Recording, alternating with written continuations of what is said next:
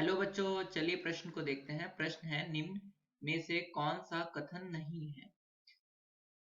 पहला विकल्प है 3 छोटा है 4 से, दूसरा विकल्प है राजू बुद्धिमान व्यक्ति है, और तीसरा विकल्प है 4 छोटा है 3 से, तथा चौथा विकल्प है वह आगरा में रहता है।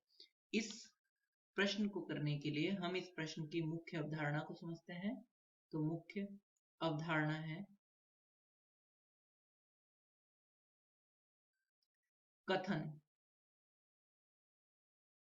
वह वाक्य जो कि या सत्य हो या असत्य कथन कहलाता है।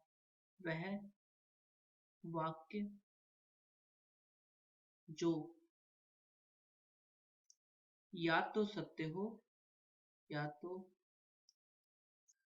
अब हम यहाँ पर हमें ऑप्शन में ये विकल्प में ये देखना है कि कौन सा कथन नहीं है। तो जो पहला विकल्प है, अगर हम उसको देखें तो जो 3 है वह छोटा है 4 से, तो यह सत्य है। तो इस वजह से यह क्या है, कथन है।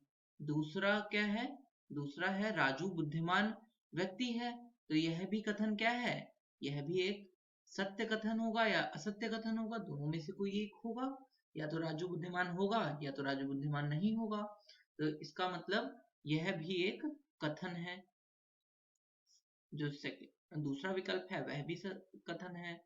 और जो तीसरा जो विकल्प है वह कहता है कि 4 छोटा है 3 से, जो कि असत्य है, असत्य है और असत्य है। इस वजह से ये क्या है, यह भी एक कथन है। असत्य वाक्य एक कथन होता है, यह भी एक कथन, पहला वाला वाक्य तो कथन है ही, लिख लेते हैं। और चौथा वाक्य अगर हम देखें तो ये कहता है कि वह आगरा में रहता है। अब यहाँ पे जो शब्द वह है, वह किसी व्यक्ति विशेष के लिए, अलग अलग इंसान के लिए अलग हो जाएगा।